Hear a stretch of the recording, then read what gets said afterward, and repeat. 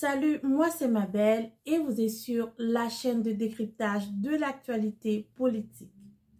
Depuis quelques semaines, nous sommes scotchés à l'actualité politique sénégalaise. Cette rubrique va continuer par faire le décryptage de l'actualité politique sénégalaise avec la conférence de presse que le président sénégalais Macky Sall a donnée le jeudi. Une conférence de presse qui a été faite en français et dans le Wolof. Ce n'est pas tous les jours que nous voyons nos présidents africains bien manier la langue africaine. Pour ça, félicitations. Bon, nous ne sommes pas ici pour faire le décryptage en Wolof. J'aurais aimé parler au Wolof. Tout ce que je peux dire, c'est Lagadef. J'espère que j'ai bien prononcé. Mais nous sommes ici pour donner les explications ou pour décrypter les propos, les réponses du président en exercice au Sénégal, Macky Sall. Il a expliqué ce qui s'est passé, la crise actuelle et la perspective d'un Sénégal démocratique avec des élections libres et transparentes. Nous ne reviendrons pas plus sur ce qui s'est déjà passé au Sénégal. Nous allons parler du report des élections et l'avenir, le dialogue et une date pour les élections. Parce que pour avoir une date pour les élections, le président sénégalais a appelé à un dialogue politique. Le dialogue politique, c'est quand les acteurs de la scène politique sénégalaise vont se réunir et ensemble décider d'une date pour les élections présidentielles. On a 19 candidats, donc on se dit probablement ces 19 candidats, soit des indépendants, ceux qui ont des partis politiques, vont se regrouper avec les membres du parti au pouvoir et ensemble, ils vont discuter de l'atmosphère du Sénégal, l'atmosphère politique au Sénégal et enfin décider d'une date qui va arranger tout le monde. Mais déjà, 16 candidats se sont réunis pour dire non au dialogue. Il faut choisir une date. Ils disent que le dialogue, c'est encore pour prolonger la date des élections et permettre au président de la République de rester indéfiniment au pouvoir. Et cette idée nous vient de ces intellectuels qui n'ont jamais connu d'alternance dans leur pays. Sachez que dans certains pays africains, même si le mouvement panafricanisme est plus accepté là-bas, ça ne veut pas dire que ces pays connaissent des alternances politiques à la tête de leurs États. Certains sont des monarchies démocratiques. Ça veut dire que c'est juste un seul président qui dirige ces pays pendant 20, 30, 40 ans. Mais quand même, c'est ces gens-là qui sont en train de dire aux Sénégalais qui ont au moins l'opportunité d'avoir des alternances à la tête de leurs États, de connaître d'autres présidents, qui est quand même un privilège, de connaître d'autres personnes, de voir comment d'autres personnes peuvent diriger le pays. C'est ceux-là qui leur disent comment il faut gérer cette crise, vivre cette crise politique. Il faut aller au dialogue. Ne pas aller au dialogue, plutôt donne l'opportunité au parti au pouvoir de prolonger la date des élections. Que la Cour constitutionnelle dise dans les meilleurs délais ou dans les délais meilleurs, c'est du français. Meilleur délai, ça peut être aujourd'hui, ça peut être demain, mais d'habitude, que ce soit du français classique, du français soutenu ou du français que nous parlons tous les jours. Quand quelqu'un dit « appelle-moi dans les meilleurs délais », ça veut dire « appelle-moi », mais que ça ne dure pas. Mais la durée, quand on parle de la durée, elle est alternative. Ça dépend de la patience de tout le monde. Quelqu'un qui peut être patient pendant 2 jours pour attendre ton appel. Quelqu'un peut être patient pendant 1 semaine pour attendre ton appel. Quelqu'un peut être patient pendant 1 mois, 2 mois, 3 mois pour attendre ton appel. Ça dépend de l'importance que tu as pour cette personne. Ça dépend aussi du business dont vous allez parler. Ça dépend aussi des relations. Donc, nous savons tous que dans le français, que ce soit les catégories du français, meilleur délai, délai meilleur, c'est de la politique politicienne. Ce que la Cour constitutionnelle veut dire, c'est qu'il vient au président sénégalais de donner, de fixer une date pour les élections. Alors, à quand la date de ces élections? C'est à ça que tout le monde pense. À quand la date de ces élections, puisque le mandat du président finit le 2 avril. Le 2 avril, c'est fini, le mandat du président est arrêté. Maintenant, après le 2 avril, est-ce qu'il y aura une transition? Est-ce qu'il y aura le président de l'Assemblée nationale qui va prendre les rênes du pouvoir? Est-ce que le président Macky Sall va nous montrer qu'il va rester jusqu'à passer le pouvoir à son successeur? Qui est plutôt le scénario que je vois si l'opposition traîne pour le dialogue. Parce que si l'opposition traîne pour le dialogue, nous savons déjà que le premier tour ne sera pas en février. Il n'y a pas de premier tour en février. Nous sommes déjà au 20 quelque chose de février. Il n'y aura pas de premier tour. Nous sommes d'accord pour ça. Les gens partent d'une élection en mars. Eh bien, mars, dans quelques semaines, une semaine au plus, nous serons dans le mois de mars. Maintenant, s'il n'y a pas dialogue, s'il n'y a pas discussion, si on demandait au président de fixer une date, et qu'il fixe une date arbitraire, une date qui l'arrange, une date qui arrange son parti politique, est-ce que les autres partis politiques ne se sentiront pas déçus, non considérés?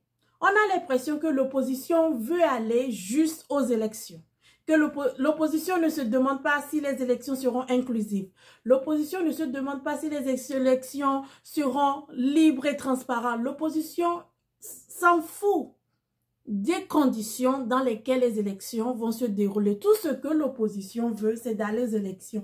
Alors, je me pose la question, quelle est cette opposition qui ne cherche pas des élections libres et transparentes, mais c'est juste une opposition qui veut aller aux élections en se disant, eh bien, quand j'irai aux élections, le président va partir. Et nous avons dénoncé ces genres d'opposition. Je pense qu'on dénonce ces genres d'opposition, ça dépend du pays. Comme on dit, c'est un débat de personnes. Quand c'est un autre pays et qu'on aime cette autre personne, on fait le débat en se disant, mais pourquoi l'opposition ne veut pas d'une élection libre, transparente? L'opposition ne veut pas le changement des constitutions. Mais quand c'est d'autres pays qu'on n'aime pas, d'autres personnes, qu'on a des problèmes à accepter certains présidents qui sont venus au pouvoir en tant que panafricanistes. Macky Sall, il est venu au pouvoir en tant que panafricaniste. Il nous a tellement convaincus. Macky Sall a convaincu Kémy Séba. Quand Kémy Séba avait des troubles en France, Macky Sall a tellement convaincu que Kémy Séba est venu vivre au Sénégal. Et il a tellement aimé le Sénégal de Macky Sall qu'il s'est marié avec une femme sénégalaise. Quoi pour renforcer les liens entre deux pays que de célébrer l'amour. Mais c'est ces gens-là, maintenant, qui dénoncent le fait que le président Macky Sall a décidé d'organiser des élections libres et transparentes. Et cette opposition qui s'en fout, cette opposition qui n'est pas gênée si les élections sont libres et transparentes, cette opposition qui veut juste aller aux élections présidentielles pour que le président puisse, il veut être sûr que le président va partir le 2 avril parce que pour eux, le départ du président, c'est tout ce qu'ils veulent. Pour que Macky Sall ne reste plus au pouvoir, c'est tout ce qu'ils veulent. Parce que s'il reste, il passe le 2 avril, ça devient anticonstitutionnel. C'est cette opposition qui est acclamée par certains en se disant que cette opposition a des visées, a des visions plus intégrées, a des visions plus politiques, que ceux qui veulent le dialogue, ceux qui veulent l'apaisement, ceux qui veulent la paix, ceux qui veulent s'asseoir et comprendre, ceux qui veulent construire un Sénégal qui profitera à tous les Sénégalais, que tu sois démocrate ou non. Parce que être président, ce n'est pas être président seulement des panafricanistes. Parce que dans un pays, il y a des panafricanistes. Ce n'est pas tout le monde, tous les Africains qui sont panafricanistes, soyons d'accord. Puisque certains panafricanistes sont financés même pas des Français africains. Donc, ce n'est pas tous les présidents africains ou tous les Africains aujourd'hui dont je vous parle qui se reconnaissent dans la vision panafricaniste. J'ai des amis qui ne se reconnaissent pas du tout dans la vision panafricaniste et qui sont des jeunes, qui ont fait des grandes études, qui comprennent, ils savent tout. Tout ce qu'ils peuvent savoir, ils le savent, mais ils ne sont pas dans la vision panafricaniste. Un président de la République, il est président de ceux qui sont dans la vision panafricaniste, il est président de ceux qui ne sont pas dans la vision panafricaniste et il est président de ceux qui ne se reconnaissent en rien. Alors, Macky Sall aujourd'hui doit considérer les deux parts. Il doit considérer l'opposition qui veut juste aller aux élections. Il doit considérer l'opposition aussi qui veut des élections libres et transparentes. Et il doit considérer ceux du parti au pouvoir qui ne sont pas gênés du tout de la date des élections. C'est pour ça qu'il a dit, puisque je suis président de tout le monde et que je dois choisir une date qui doit plaire à tout le monde, pourquoi tout le monde ne va pas s'asseoir comme dans une grande maison, puisque le Sénégal c'est une grande maison, nous sommes tous Sénégalais, et choisir une date où nous allons accepter d'aller aux élections à cette date. Certains diront que si l'opposition refuse, c'est une crise de confiance. J'ai attendu parler de ça. Une crise de confiance parce que Macky Sall nous avait dit qu'il quittait le pouvoir, qu'il y aura les élections, qu'il fera passation de service. Et le fait de changer les élections donne l'impression qu'il veut s'éterniser au pouvoir parce qu'il aura un vide juridique qui va le permettre de rester peut-être 1 mois, 2 mois, 3 mois, qui sait, 1 an au pouvoir. Donc l'opposition se dit, si on ne va pas maintenant, peut-être qu'on n'ira jamais. Ouais, on a vu des scénarios comme ça en Afrique, mais ces scénarios, c'est plutôt les présidents qui ont décidé de changer la constitution pour faire un 3e mandat. On n'a pas encore vu des présidents qui sont normalement venus au pouvoir, qui changent la constitution, qui n'ont pas changé la constitution. Puisque Macky Sall n'a pas changé la constitution pour rester au pouvoir. Donc, on n'a pas encore vu ça. Si ça arrive au Sénégal, le Sénégal sera le premier pays où le président qui n'a pas changé la constitution cherche à rester au pouvoir contre la constitution. Ça, ce n'est plus, ça c'est un coup d'État qui est plus qu'un coup d'État militaire, puisque le président n'a pas changé la constitution et cherche à rester au pouvoir en utilisant l'article qui dit que jusqu'à ce que le successeur arrive, jusqu'à ce qu'on fasse les élections, qu'on trouve le nouveau président qui va remplacer l'ancien président, eh bien, l'ancien président est toujours président, qui est vrai dans tous les pays, c'est comme ça, jusqu'à ce qu'on trouve un nouveau président pour remplacer l'ancien président. L'ancien président est toujours président. Donc, nous sommes dans ce cafouillage un peu de savoir quelle est vraiment l'attitude à tenir.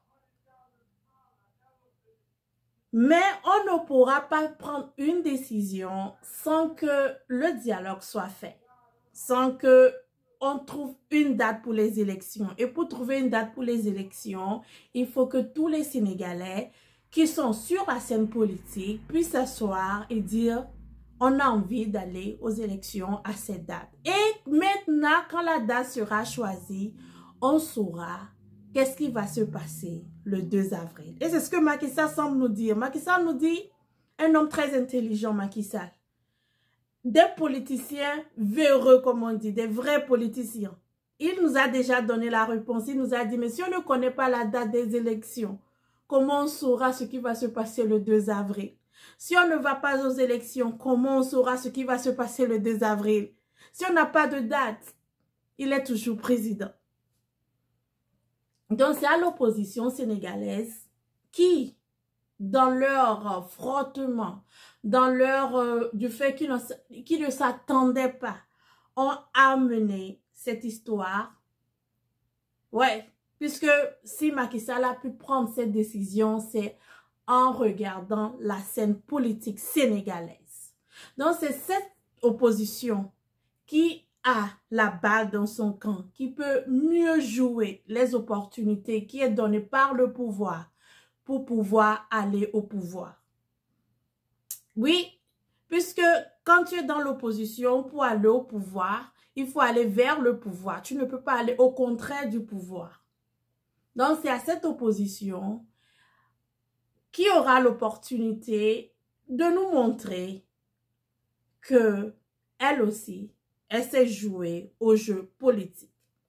Vous savez, quand les gens sont dans l'opposition, ça ne fait pas automatiquement des gens qui ont des visions africaines. Vous savez ça. Ce n'est pas parce que quelqu'un est dans l'opposition qu'il a des visions africaines. Nous avons vu des opposants prendre le pouvoir et être pire que les gens qui sont partis. Donc, ce n'est pas parce que c'est l'opposition que forcément, ils ne sont pas france-africains, comme on dit. Je ne connais pas tous les 19 candidats, mais nous savons déjà qu'il y a quelques candidats qui sont tournés vers des puissances étrangères, qui ont même la nationalité de ces puissances étrangères. Donc, ce n'est pas parce que quelqu'un est dans l'opposition qu'il est forcément pro-africain, comme on dit, pro-Sénégal, pro-quelque ça. On a bien vu des opposants plus supportés par les puissances étrangères qui d'habitude sont des deux côtés au fait. Les puissances étrangères des fois financent l'opposition, financent le parti au pouvoir parce que ça casse ou ça gagne, ces puissances ne veulent pas perdre. C'est ce que les Sénégalais doivent se rappeler. Pour les puissances étrangères, que ça casse, que ça gagne, ils ne veulent pas perdre leurs intérêts. Donc, les Sénégalais doivent penser aux intérêts du Sénégal. Vous savez, quand les situations des fois sont dures, il faut prendre les décisions les plus dures aussi. Parce que les changements viennent comme ça. Pour changer quelque chose, c'est dans une crise qu'on commence par réfléchir à d'autres manières d'améliorer les choses et d'avancer. Tout ce que nous avons, tout ce qui a été fabriqué, c'est dans une crise que les gens se sont dit, mais si on veut changer ça, il faut changer ça. Mais des fois, les gens ont peur du changement parce que changer veut dire que nous devons changer nos habitudes, nos façons de penser.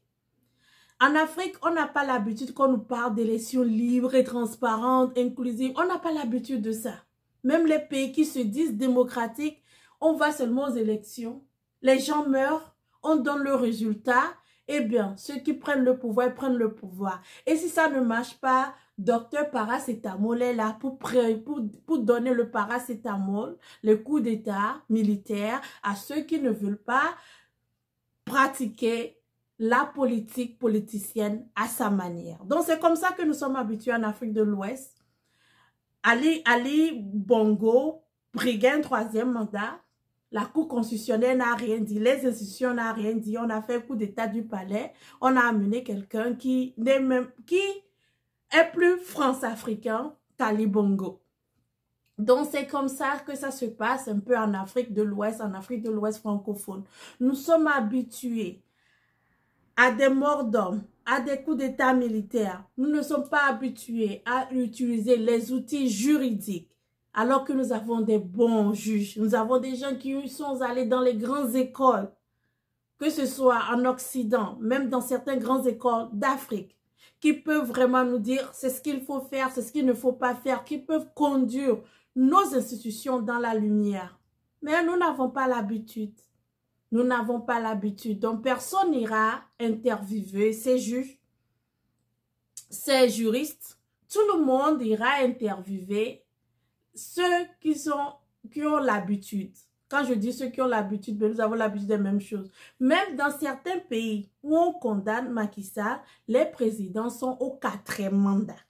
Dans certains pays où on condamne Macky Sall, il y a eu des coups d'État constitutionnels, des coups d'État institutionnels, il y a eu des opposants qui sont en prison, il y a des jeunes qui sont en prison, mais dans ces pays, on condamne Macky Sall qui veut faire des élections sans verser de sang, qui veut changer l'habitude du Sénégal, où on est habitué à juste aller aux élections.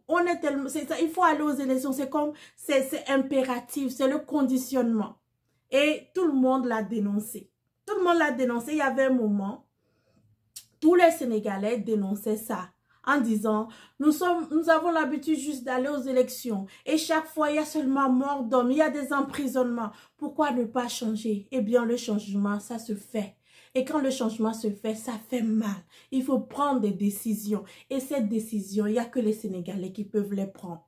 le Togo, 4e mandat, Cameroun, 40 ans de Paul Biya, ne peuvent pas vous dire comment vous, au moins, qui avez l'opportunité de connaître l'alternance politique à la tête de votre pays, comment gérer vos pays. Donc, je continue en disant,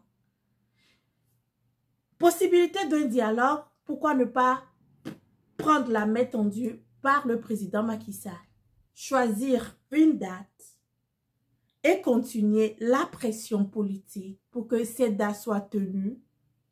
Et enfin, commencer par discuter de ce qui va se passer le 2 avril.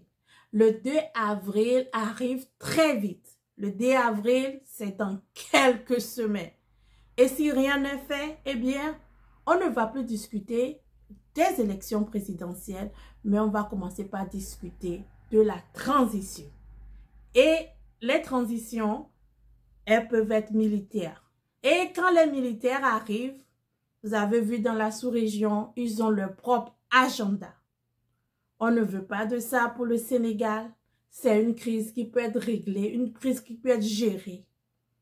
Une crise dans laquelle le Sénégal sortira plus fort, les Sénégalais plus unis et un pays qui va vers l'émergence. C'est ce qu'on veut et c'est ce qu'on cherche. Et alors, à bon attendeur, salut!